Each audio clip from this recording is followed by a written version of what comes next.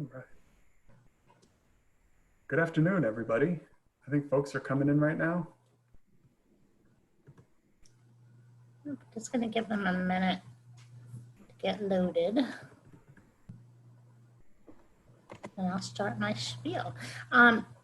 So I'm going to start off. My name is welcome to our St. Mary's College of Maryland HalkTalks session. The title is Tough Conversations to Have with Your Student, and we're very excited to be here with you today and hope you're doing well. My name is Tammy Wolfson, and I'm in the admissions office. I'm a regional admissions director, and my territory is Montgomery and Howard County. We have a few housekeeping items.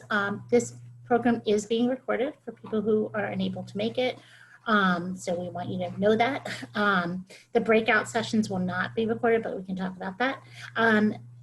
Please make sure your microphone, well, we normally say turn your microphone and video off when there's a presentation part. I think this one's going to be a little more interactive, so just please pay attention to the directions of our hosts.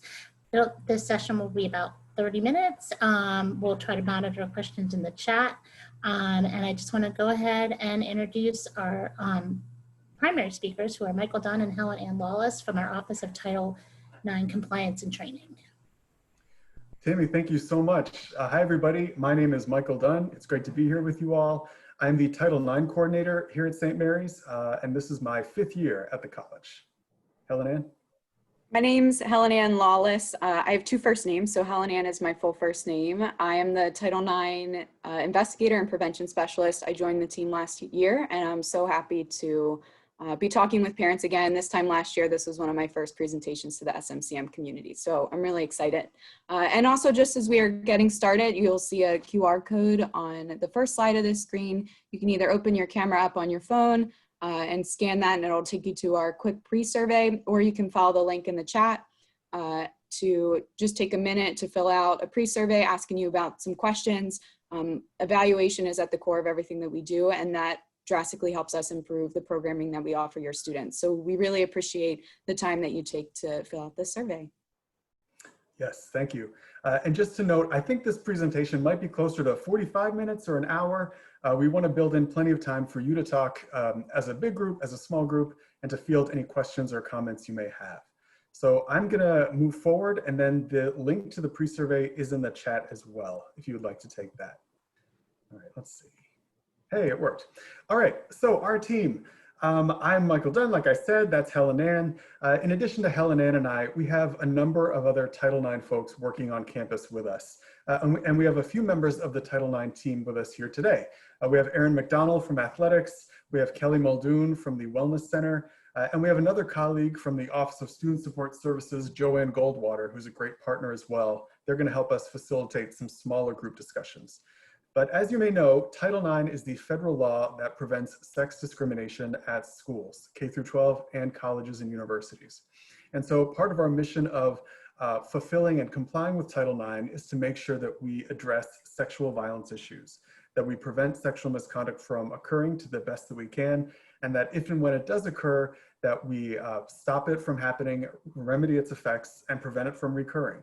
And so we do a lot of different initiatives, training programs, prevention work, bystander intervention to meet Title IX and the spirit and the letter of the law.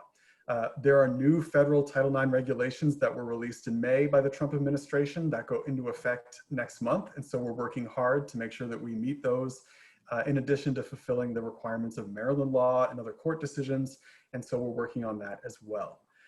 So this is a big job, and we have a really strong team, and I'm really thankful that I get to work with such awesome people. Helen Ann. All right, just to go over some Zoom logistics really quickly, as Michael was saying, we're building in time to make sure that we hear from you and really build community amongst ourselves so we can provide full service to your students. And so as a part of that, if you'll be following along, I'm gonna just go 1 through 5. The first step is just a note about video. We'd love for you to turn your video on if you feel comfortable doing so.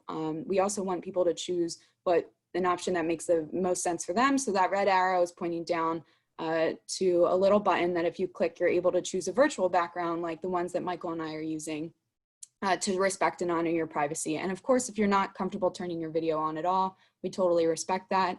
And then looking at number 2, there's a button down at the bottom called Participants. If you select that, that'll open up this white sidebar on the right-hand side here. And number 3, there'll be a button where you can raise your hand. So if at any point throughout the presentation, if you have a question, or also during the times that we set aside to talk as a group, to kind of debrief about the different sections that we're talking about, that'll bump you up to the top of our list. We'll be able to call on you and hear a little bit more from you. And then number 4, that's the chat button. Again, we want you to participate in the way that makes the most sense to you. And so if you click chat, it'll bring you over to number 5 on the white sidebar. You'll be able to type in the chat, ask questions, comments, anything like that. There's an option also for you through a drop-down menu to send us a private message if you feel more comfortable participating in that way as well. And so we just wanted to set the stage for that so everybody felt comfortable going in. You know, I love that slide. I've been doing Zoom a lot since this pandemic hit, and I feel like I learn a little every time, and it takes me on a real journey. So thank you, Helen Ann. That was very pleasant. So when I said a little bit about Title IX, right? The work we do to raise awareness, to educate folks, and to make sure that we're doing everything we can to prevent sexual violence. We wanted to give you a taste of some of the different initiatives and trainings that we offer, and Helen Ann is going to walk us through that. Right, so as Michael was saying earlier, we do a lot of active programming with students, whether that be, and also the wider SMCM community, like the conversation we're having today. We do bringing in the bystander, which really calls upon students to step up when something looks like it may be a dangerous situation, to make sure that they're having their friends' backs and keeping everybody safe. Then we do programming throughout Domestic Violence Awareness Month, Sexual Assault Awareness Month, which are in October and April respectively. Then we have some more passive programming like the poster that you see on the far right-hand side that really just documents resources that people can go up to if they're getting water from a water fountain. They're posted all over campus. That way people have access to the resources that they need and the contacts. And then we're doing a lot of social norms campaigns and media campaigns, really amplifying messages about normalizing asking for consent, like the image in the top left-hand corner, encouraging people to be a superhero by being a bystander, and then also talking about healthy manhood and modeling healthy manhood through campus leaders, as well as talking about healthy relationships. Those are those two squares in the bottom left-hand corner of featuring students from our campus. And then finally, some important things just to note, your student is required to attend a mandatory Title IX training during orientation. That'll be over Zoom. That'll be hosted by us. We're hoping to make that interactive, engaging as well. They'll also be required to do an online training through Everfi. We'll talk about the dates for those in a little bit. And then we also partner with organizations like One Love and A Call to Men to really amplify our prevention messages and bring in new folks and experts to help keep students working on prevention. And so as part of all of that, the point here today, the reason we're together, and our big request to you is that we would like you to talk to your student about your family's values and expectations around alcohol, sex, relationships, and consent. You know, the easy stuff that's so much fun to talk about. We want to equip you today and empower you with tools and resources that you can use to help you navigate these critical conversations. I have 3 kids myself. My eldest daughter is 10, and we are having lots of conversations that are leading into these issues, and it's not easy. But please know that you're not alone, and please know that the work you're doing and having these conversations is critically important to make sure that we're doing the best we can to keep all of our students safe and to build the greatest campus environment that we can. On our campus, when we talk about consent, we talk about effective consent or affirmative consent. That means that when 2 people are being sexually intimate with one another, there have to be affirmative signs that the people are both into what's going on, right? Silence is not consent. There needs to be some kind of positive verbal or nonverbal signal. And so we want to work with our students to make sure that they understand that and that they have the skills and tools to really utilize that consent standard. And let me also note as we walk through this presentation that if you would like us to send you this presentation, because it's got a lot of links in it and other resources, please put your email in the chat or send us a message and we're happy to share this with you afterwards. So when we're talking about these really difficult topics, alcohol, sex, consent, communication, What do you find to be the hardest part of talking to your student about these issues? You could share any thoughts or responses in the chat or raise your hand and we can hear from you by voice. Let us know. What do you think? What's the toughest part of this?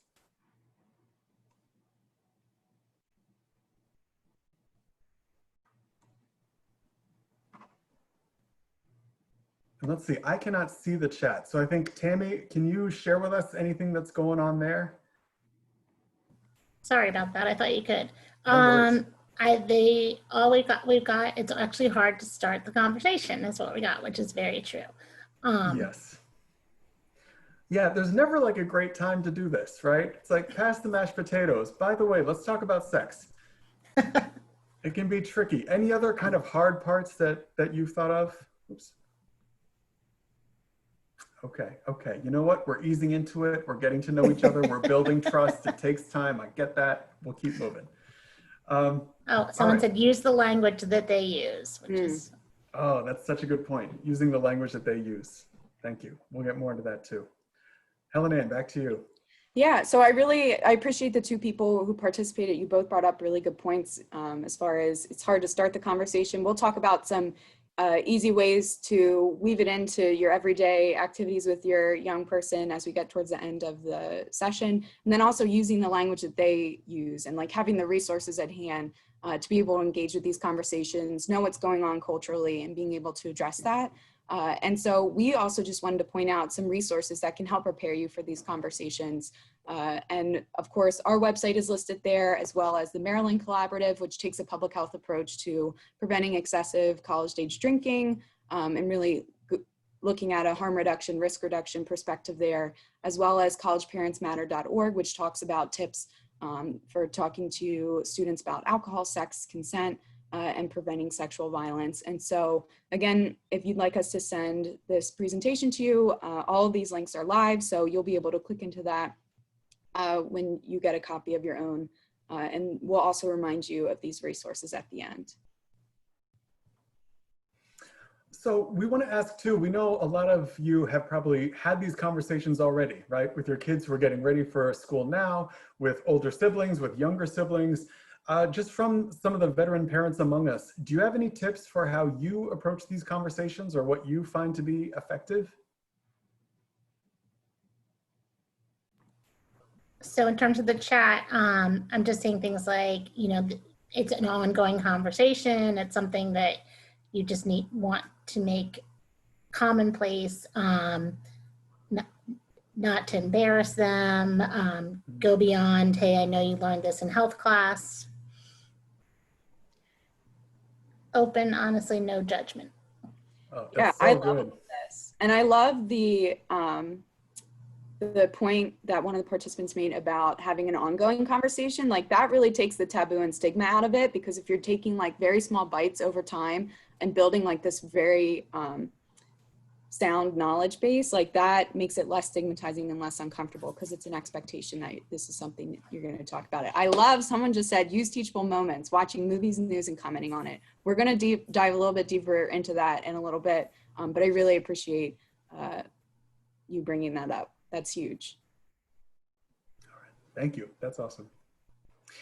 So one of the resources that we really want to highlight is this collegeparentsmatter.org website.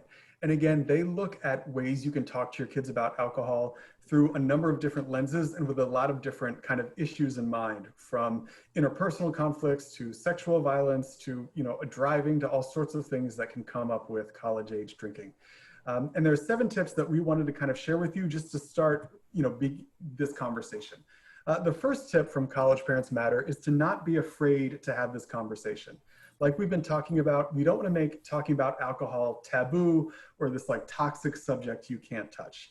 And I know personally, my kids are angels and they never do anything wrong. And I'm sure that's true of your kids too, obviously, of course. But it's important to think about the fact that if your kid is not experimenting with drinking, they probably know someone who is. And so it's okay to ask them direct questions about their experiences, right? Have you been in situations where people have been drinking alcohol? What kind of parties have you been to where these things are going on? And when you're having this conversation, it's good to use open-ended questions that don't result in a yes/no response to try to keep the conversation going. You want to be careful about your facial expressions to make sure that your body language isn't kind of telling your kid this is a bad topic or something you don't want to discuss. And it's also good to reiterate what your kid is saying just so that they know that you're listening. So some of those good conversational tips, as well as not being afraid to, directly approach this conversation, can be really helpful. Another good tip is that as a parent, you're allowed to disapprove of drinking, and you should give yourself permission to disapprove. There's actually a lot of research that shows that parents who communicate zero tolerance expectations around alcohol, their students are much less likely to drink excessively in college. And again, like the key word there is less likely to drink excessively. It doesn't mean that they're not necessarily going to drink at all, but really we're looking at that risk reduction of not drinking excessively. That's where a lot of the health and wellness issues come into play. So that's huge. And by you communicating that expectation to your student, if that is something that aligns with your family values, is that it also gives your student an out when they're in public and they may be pressured by their peers to drink. They can say, my parents don't want me to do this. They're supporting me through college. I really don't want to risk that. I'm sorry. And so again, that kind of gives them somewhat of an out when they're having conversations with their peers. Additionally, your message should be clear that no alcohol is best, and certainly not excessive amounts, even when they are of legal drinking age.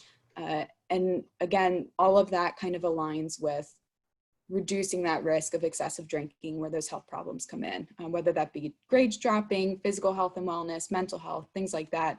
That's really what we're looking at to prevent here. In addition, banish any fear that your disapproval is naive, right? It's not naive of you to disapprove of your student drinking underage. It may be naive to think that your disapproval is going to stop them from ever drinking underage, but it's not naive to think that. And in fact, it's okay for you to sort of express that disapproval while also leaving the door open to future conversations and letting your kid know that, look, if they ever need help, they can always call, and that it can be that kind of ongoing discussion that we've been talking about. Another important tip is to focus on one message during the conversation. This is also known as picking your battles, right? Like there's a lot of things that you can talk about when you're having a quick check-in with your kid, especially if they're buried in their gaming system or their phone or something like that. So you really want to make the most of that time when you do have a chance to sit down and talk with them. Today we're talking about alcohol and sex and sexual violence, and there are definitely times where those conversations overlap, and that's totally okay. Just make sure to stay on message and on point with the conversation that you're having. It's not the time to remind them to call grandmom or to cut the lawn or take out the trash or anything like that. It's important also to choose a good time and place in a setting that lets you minimize distractions. It's really best to make sure that everybody's unplugged for that conversation, especially now during the pandemic when so much of being connected to one another means being on your device all the time. It really is important when we're having conversations like this, unless you're Zooming or calling your student to have a conversation, that other devices are silent during that time. In addition, we can reject the myth that discouraging drinking is useless because everyone's already doing it. We know that kind of what the cultural expectations around college drinking are, and the idea that college is like a 4-year rager and that's that and nothing can be done about it. Research shows that actually most students don't regularly drink to excess, and that although most college kids do experiment with alcohol, they're not engaging in that high-risk binge drinking behavior. And so when we're approaching these issues, we don't want to kind of exaggerate or glorify the reality of how much people are actually drinking. And then of course, making communication a regular activity. I'll say that as so far going through all of these tips already, and the 7th one we'll talk about in a little bit, you all in the chat are already echoing a lot of this because you guys are already experts in this, right? You've been having conversations with your young person about all different types of subjects throughout the years. And again, just making sure that this is done in sort of bite-sized pieces. We're building on foundational knowledge and making sure, acknowledging that, this is a stressful time for them, but you're here as a supportive person to help them through this next stage in their life. And also, when they are away from campus, taking a moment to set up a regular phone call with them, like calling on Sunday afternoons or evenings. I know for me and my parents, that was kind of a sacred time to connect while I was away, and being able to have that lifeline to a supportive system when things get hard. And that can also be another way to integrate regular conversations. I'll also say that I see you guys in the chat. I really appreciate how vulnerable and open you've been about experiences that you've had talking to your young person, and talking about family history and addiction, and making sure your young person knows information about that if it's relevant to your family. And someone brought up a really good task about don't be afraid of peer pressure. They can just hold a beer and not drink it. That's huge. So all the tips and tricks, share those, make that a regular activity. So that's great. Keep it up. That's so true. If, in that kind of party situation, as long as you're holding some kind of beverage, people don't really care, right? That's a really good tip. The final one on our list is recognizing the power of your influence. Your kid just graduated high school. They may be a legal adult, but they are still your kid, and your influence still matters, right?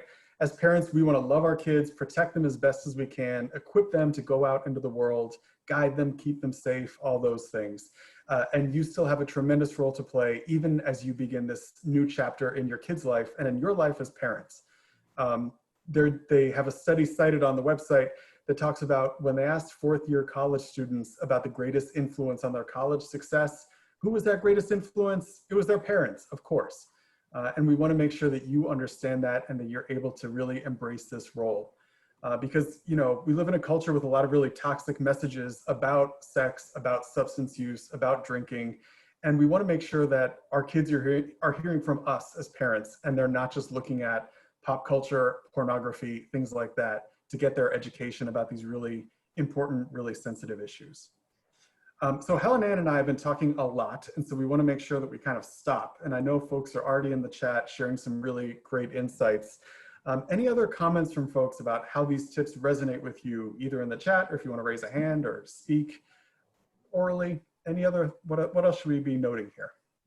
There's, just as we're waiting and giving some folks time to type in the chat, someone brought up, we're nervous about super sweet drinks that disguise their alcohol content. That's huge. And the other thing is, the reason that we bring you in, and from an evidence-based perspective, why parents are so important, is that it takes something on average like 7 times of hearing something before you commit it to memory and you remember something. And so one thing that your students are going to hear in the EverFi course about alcohol and other drugs is this conversation about, being cautious about sweet drinks and serving sizes and things like that, knowing your limit. And so we definitely encourage you to add on to that messaging and keep priming them with that information, because the more that they hear it from multiple resources, they're going to commit that to memory, and that's going to travel with them.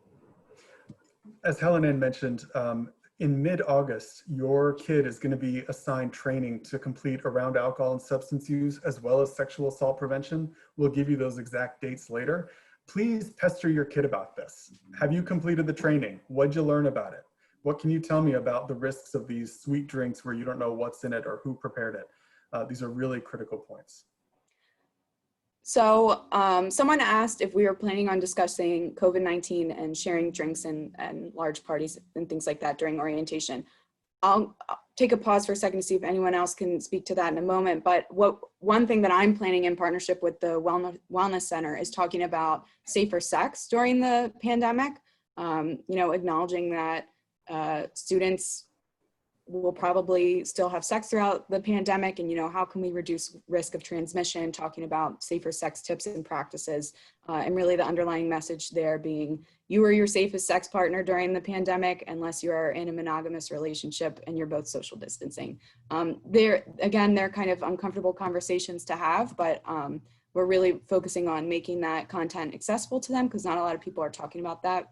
But as far as the parties and alcohol go, I don't know if we'll be touching in a little bit on some of the social dynamics that COVID-19 might be bringing to campus, but this is such a question mark that, campuses everywhere are trying to anticipate what the challenges are.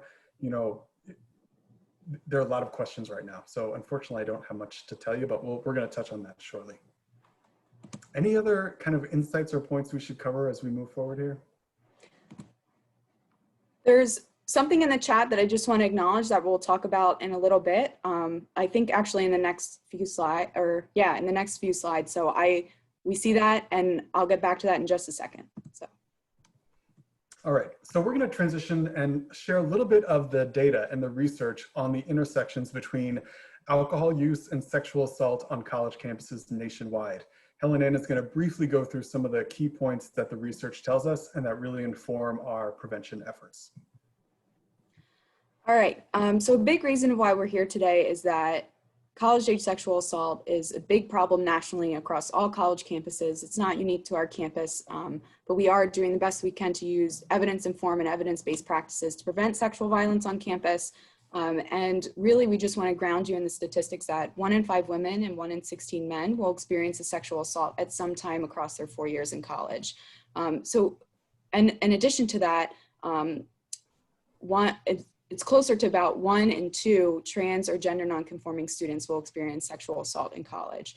So the 1 in 5 and 1 in 16 comes from a larger canon of data around sexual violence prevention that often leaves out trans and gender nonconforming students. So we felt that it was important to underscore that here, as well as reaffirming that sexual violence is not just a women's issue.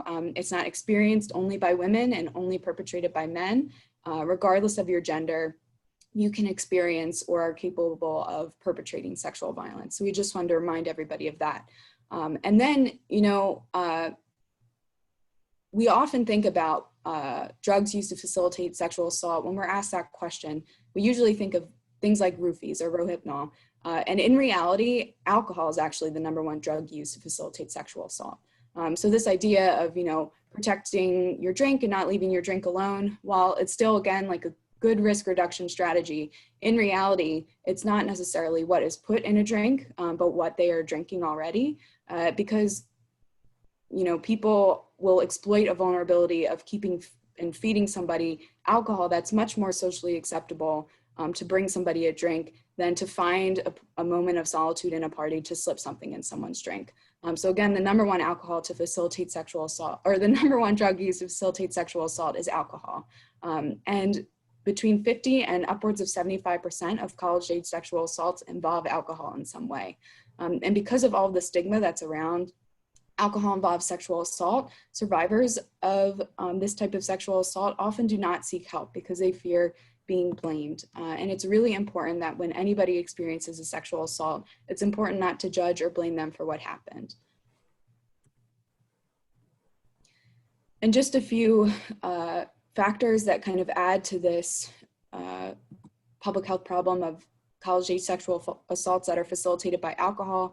Alcohol increases aggression and causes perpetrators to act without thinking. That's not to say that they're not going to be held responsible, right? We have drunk driving laws for a reason. If you get drunk and you get behind the wheel, that is still a crime. The same still applies for sexual assault, but it's really just an exacerbating factor that adds fuel to the flame of this problem. Additionally, drinking alcohol lowers inhibitions and makes it harder to know what's going on. We'll talk a little bit more about the role of social networks and people who are known to survivors in just a second. But if you're surrounded by friends at a party, it's going to be harder to recognize symptom or signals that something is not safe or something's not right. If you've been drinking alcohol, also it inhibits your physical ability to get up and remove yourself from an unsafe situation. And this is where bystander intervention comes in. Again, making sure that friends are looking out for each other, have each other's back, and keeping them safe while they're drinking, because the only thing that you deserve after drinking a lot of alcohol is a hangover, right? You don't deserve to be sexually assaulted. And then going along with this theme, bars and parties are common places where assaults are perpetrated. Again, looking at these factors that exacerbate this issue, alcohol being the #1 drug used, the increase of aggression, decreased ability to recognize what's going on. All of those things add to why these areas are high-risk areas. And then finally, I was talking about earlier that it may be hard to recognize that someone you already know is kind of being manipulative and exhibiting manipulative behavior. And so it's important to underscore too that for alcohol-involved sexual assault, most survivors know their attacker. And so when you think about bars and parties, these common places where assaults occur, that brings together social networks, whether it be someone who's living on the same floor or they share a same class, they're friends of friends. That is where those social networks and ties come in. And we're usually given this myth that rape is perpetrated by strangers, some creepy person in the bushes. In reality, usually it's someone who's much closer in a social network than a stranger. And then finally, fewer than 5% of assaults, sexual assaults among college students are reported to the authorities, and that rate is even lower for survivors who experience alcohol-facilitated sexual assault, again, because of that shame and stigma. So it's really important, again, not to blame anybody for what happened and to be open to listening and helping them connect with resources. All right, some more data just for your knowledge. The red zone, if you haven't already heard of this term, is the first 6 to 8 weeks of the fall semester, which data suggests is the time where most campus sexual assaults work will occur. And when you think about that, there's a lot of vulnerability. People are coming to a new place. They are still establishing their social networks. There are a lot of parties during the beginning of the year. All of this adds to this vulnerability, and first years in particular, because they are so new to campus, because they are still forging relationships with people, are vulnerable, and people unfortunately exploit that vulnerability. And that makes them 2.5 times more likely to be assaulted by someone. And then finally, the week of Halloween, data points to those bookended weekends where usually there's a party happening. That is the highest frequency of sexual assaults throughout the entire academic year. So just being aware of this data and how crucial it is during the fall, we really need your help in continuing this messaging with students so that they're prepared for this time. Thank you, Helen Ann. And we don't share this data to scare you, although it is scary and very sobering to look at, but to empower you. And we share this with our students to empower them to make the best choices for themselves and to make sure that we're all looking out for one another. And it's worth noting that obviously this red zone data is about a traditional fall semester, and we are moving into a fall semester that is anything but traditional, right? As we think about the impact of COVID. We've talked a little bit about some of those factors, and I wanted to highlight some other social factors that may affect our students' experiences on campus. Writers and researchers have written some pieces on this, and they pointed out that, since students have missed out on some milestone experiences like going to prom or hanging out over the summer, they might have missed some occasions that could have exposed them to alcohol or sexual intimacy over recent months.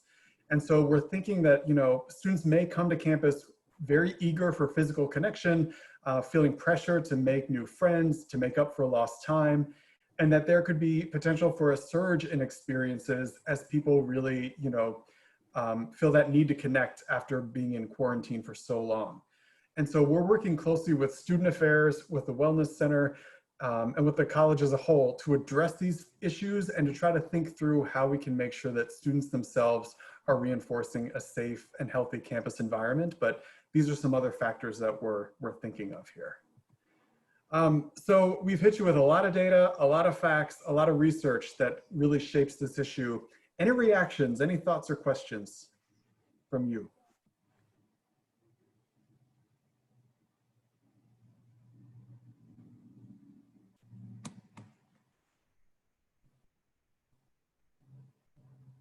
Okay, or we can keep marching forward. That's okay too. Please, as you think about this, let us know if any thoughts come up. So as we sort of think more about your role as parents, we want to highlight a data point that comes up in our annual campus climate survey. We asked folks, who have experienced sexual violence since they've come to the campus, who have you told about what happened? Who have you sought support from? The #1 answer is generally a close friend. But the #2 answer are their parents or guardians, you all, their family. And the #3 answer is our office. And so we want to make sure that as folks feel comfortable coming forward, seeking help and support, that we're on the same page and that you have all this information to make sure that you can be the best resource possible for your kids or their friends if they come forward seeking help. And so we want to, oh, Kelly raised her hand. Let's see. Hi, I saw that you were looking for reactions and for people to raise their hands in the last slide, and I'm noticing some questions, really good questions in the chat. So I just wanted to highlight that. Thank you, Kelly. Can you share with us some questions or guide us into a conversation here? Sure. Let's see. The first question was about students getting this information. You answered that, so that's great. Do therapists on campus have specialties to treat victims of sexual assault? I am actually a therapist at the Wellness Center, and I'm the sexual assault advocate. However, all the therapists there are trauma informed, and we share knowledge as to the best ways to treat students. For this, I don't want to go too quickly, but how do we give our students this information without making them afraid? That's a great question. Yeah, that is such a good question. Yeah. So we'll be sharing this information during the kind of, in-person or Zoom training, as well as in the online training that they're going to participate in. And to us, it's, it's funny. It's like, it's the same conversation, right? We need to normalize conversations about sexual violence. We need to normalize conversations about alcohol use. And so we try to sort of couple the information with resources and tips on bystander intervention, things they can do, healthy habits, healthy practices, so that they have the knowledge and skills to kind of come away from these conversations, knowing that they are not powerless, they are not helpless.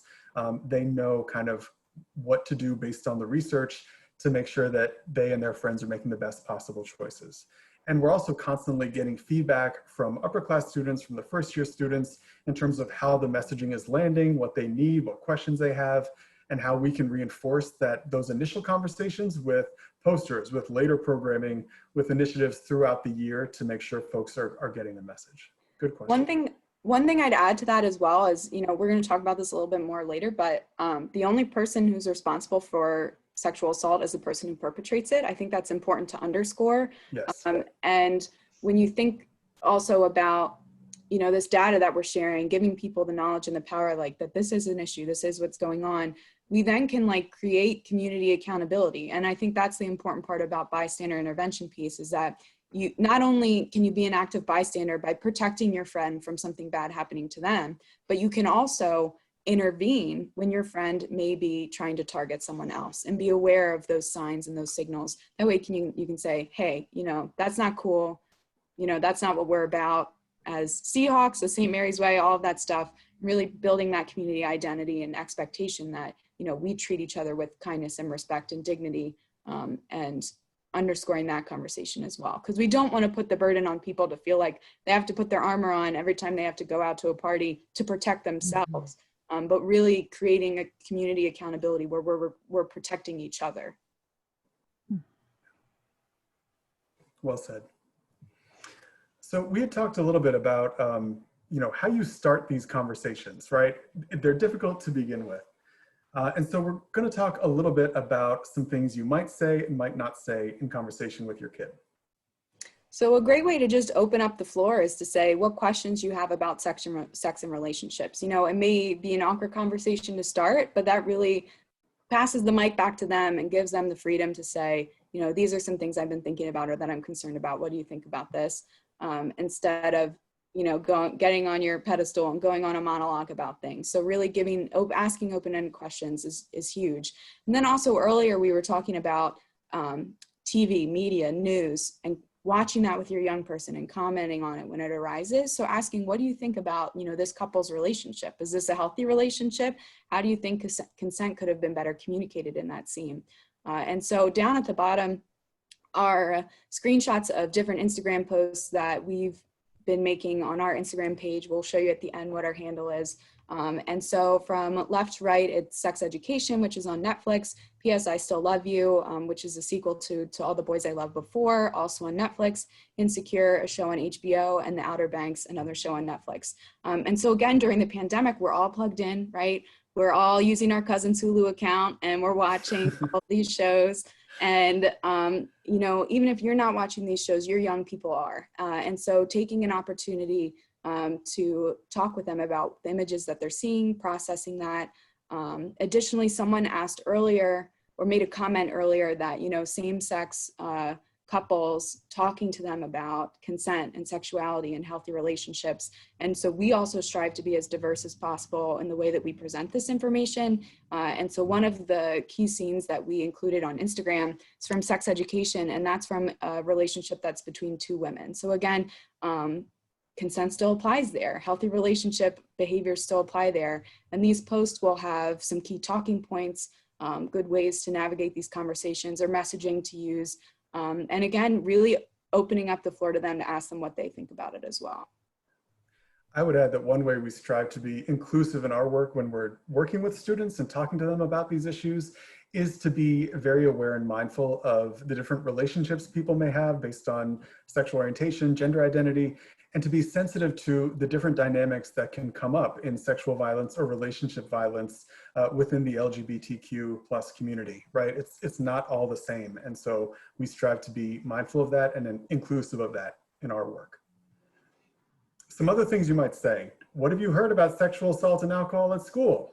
I heard that alcohol is involved in about half of sexual assaults among students. What do you think of that? Both people need to agree before hooking up. How do you think alcohol affects that? Now look, these are a little wooden, they're a little awkward, that's okay, we're all doing our best. So you don't need to say these verbatim, obviously, but we share these as kind of examples or launching points in terms of things you might say or ways you might try to initiate that conversation. And so another 2 talking points we want to walk you through is asking your young person, what steps can you take to ensure you're respecting other people's boundaries? Really engaging them about conversations about consent, getting them to recognize, if someone is intoxicated, that might not be a good time. Definitely not a good time to engage in a new sexual relationship. If they can't walk up the stairs or they're slurring their words or they're tripping, things like that, having conversations about these really tough scenarios. And then also, regardless of what someone may say, you don't owe anyone's sex, and reminding your student of that. How would you respond if someone was pressuring you to do something you're not comfortable with? And one thing I just wanted to underscore here, again, with looking at evidence-based ways to prevent sexual violence, a person who has refusal skills, so the ability to and the confidence to say no to sexual interaction, is 50% less likely to experience rape throughout their lifetime or be raped by someone throughout their lifetime. Again, this is difficult because as a sexual violence practitioner, we talk about the only one who is responsible is the person who perpetrates it. We truly believe that. And then at the same time, this is an evidence-based way to prevent sexual assault. It's another tool that for you to have in your toolkit. If we have a vaccine to prevent cancer, we're going to use that vaccine. And so this is the same kind of thing that applies. It's a tool in our toolbox. It works. Is it the best thing? Does it align philosophically? Not all the time, but we really do need to use the tools in our hands in order to attack this problem.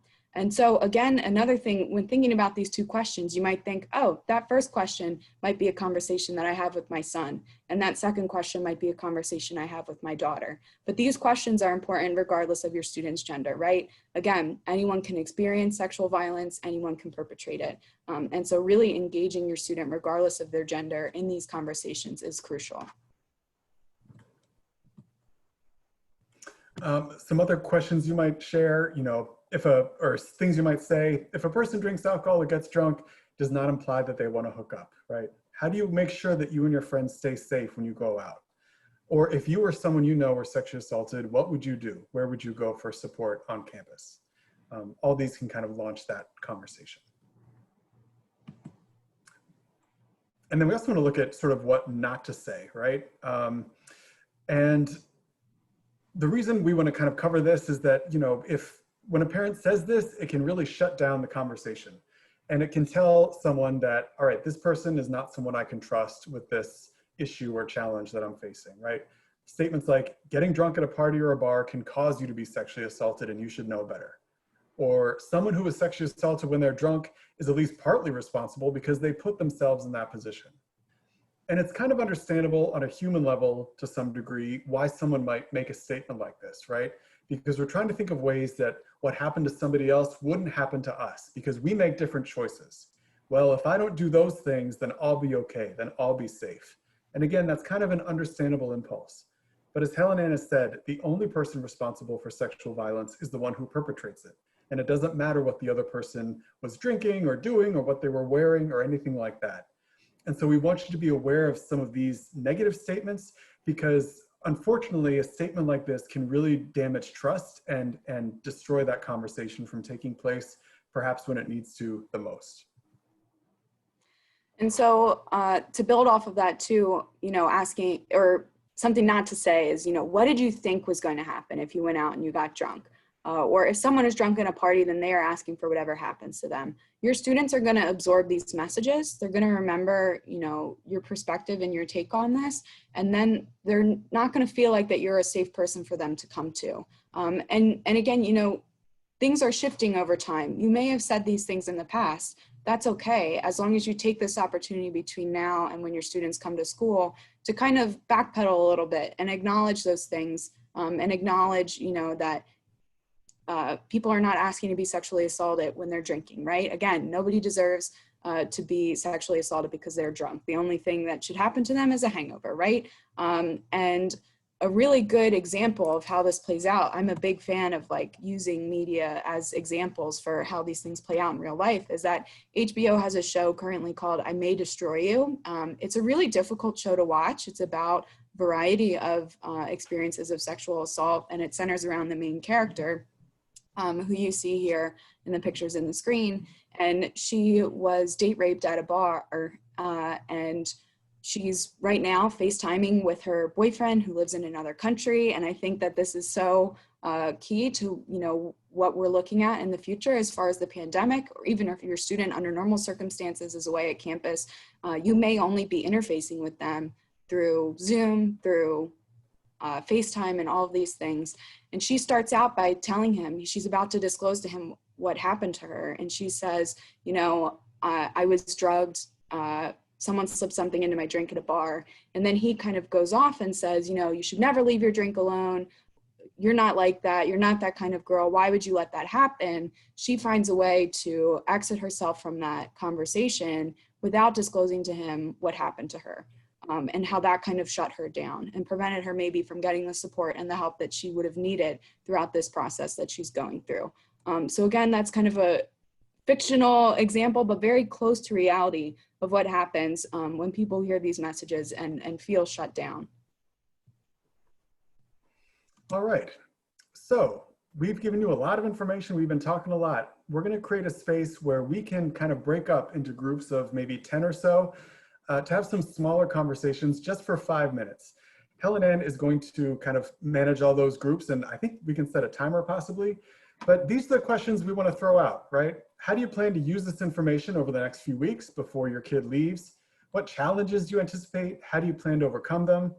While your student is away, how do you plan to continue these conversations? And what advice would you give other parents who are navigating these issues? And so our Title IX and college folks are going to be facilitating these conversations. The questions are in the chat in case we need a refresher. And with that, Helen Ann, I think if we're ready, we can pull the trigger, and everybody buckle up your seatbelts. We're moving to breakouts.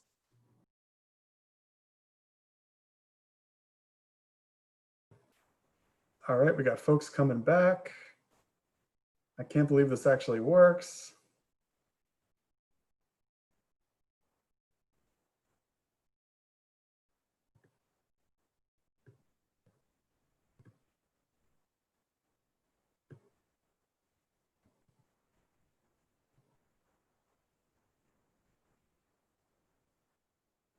Okay, so let's give folks a minute to rejoin us.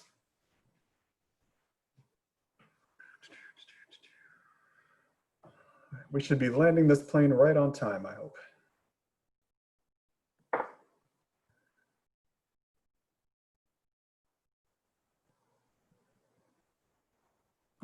All right. We had such a good discussion. I feel bad. One of our participants was in the middle of saying something, and the whole time I'm like, yes, that was great. It was so good. Everybody. So what came up in the conversations? Any key points, any insights, any questions that folks want to share?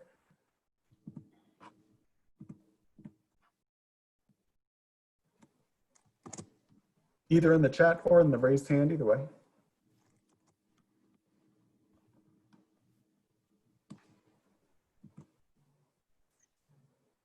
Okay, or we will respect the privacy of the breakout room. That works too. Hey, Kelly's raising her hand. All right. Sure, I'll participate. We had talked about, one of the things we spent some time on was the importance of talking about consent and how it's kind of, it's not something that we talk about every day, but we engage in consent every day. Even when you're talking about what pizza toppings you want on the family pizza that you're getting on a Friday night or whatever it is. And so, you know, a way to initiate those conversations, just planting the seed at home and continuing those conversations as our students, they, you know, we have a lot of training on what consent is and, you know, how to know that you're being given consent, how to, you know, say, never mind, I changed my mind. I don't want to do this anymore. So that was a valuable thing I felt like was brought up in our breakout room.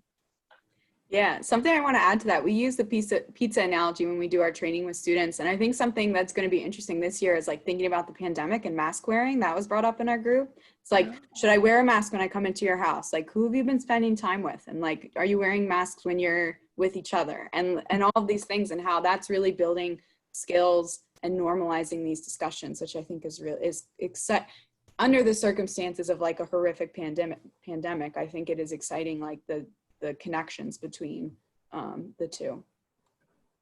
Joanne, I see you had your hand up as well. Yes, in our group, we talked a little bit about finding the time in these next few weeks to engage in these conversations, and how that's going to be a challenge because people are very busy and, you know, getting ready for college and all of that. And one of the suggestions that I made, which I had also posted in the chat, was when my sons were in high school, we would engage in these kinds of difficult conversations when we were in the car, because they were captive. They weren't going to jump out of a moving car, of course, but more importantly, they're sitting side by side with me, and not having that face-to-face made it less awkward, and they tended to open up a little bit more when they could be looking out the window and thinking about what they were going to say, and then say it without seeing my reaction or, you know, whatever. So maybe if you're traveling someplace with your child, your student, you could engage in these conversations in the vehicle. Joanne, that's such a good point. I think probably a lot of parents can relate to that car ride conversation where suddenly you're talking about, oh my gosh, who my kid likes, or all these sensitive questions, and then it becomes a very high stakes negotiation. You're like, don't screw it up, keep your eyes on the road, have a, you know, keep it going. Those are gifts when you can achieve that, for sure. All right, I want to make sure that we respect folks' time. So let's kind of wrap things up here. Helen Ann is going to briefly go through those key resources one last time for you. Yep, so up again on the left-hand side is collegeparentsmatter.org, as well as the marylandcollaborative.org, and then also the hyperlink to our website. Again, if you want the presentation, please drop your email in the chat or message us privately. Our contact information will also be at the end if you want to email us instead. And then the upcoming training opportunities. On the 16th, we'll be talking to students via Zoom about the Title IX training. It's going to be great. I'm really excited. And then the online trainings for both the sexual assault prevention and alcohol EDU will be on August 17th. They're due September 11th. Ask your students, you know, what are these trainings like? What did you learn? And then start a conversation from there too. That's another good place to start conversations. A quick question. So they will be on campus for trainings, is what someone wrote in the chat. We'll be conducting them virtually. So I know like some students can elect to do classes virtually. So we're not going to be convening in an actual space, right? I think. Michael, is that accurate? I hesitate to kind of answer this because this is really dependent on sort of the college as a whole and who's here and who's not. And so we are just going to be, you know, following the college's orientation program. So orientation will have all those details. The last thing we wanted to share is just some recommended reading, some recent books that have been really great and really insightful. This first book, Sexual Citizens, is by two professors at Columbia, looking at all the public health and anthropology data on sex at college. It's very insightful, very eye-opening. And two books by Peggy Orenstein, Boys and Sex from this year and Girls and Sex from 2016. Both of these books are very well researched, very honest and clear-eyed about the social and sexual relationships that teenagers are navigating right now. Maybe not the best beach reads, but I highly recommend these books to get some really important insights that will help you in your role as a parent or a loved one of a college student. And I would note that these authors have all written some really interesting op-eds in recent months that you might want to Google and check that out too. But that is all we got for you. Again, we have a short evaluation now that we've finished the program. And I think the link to that eval is going to go up in the chat. If you can spare only 1 or 2 minutes, We would really appreciate you kind of sharing your insights and helping us make this presentation even better.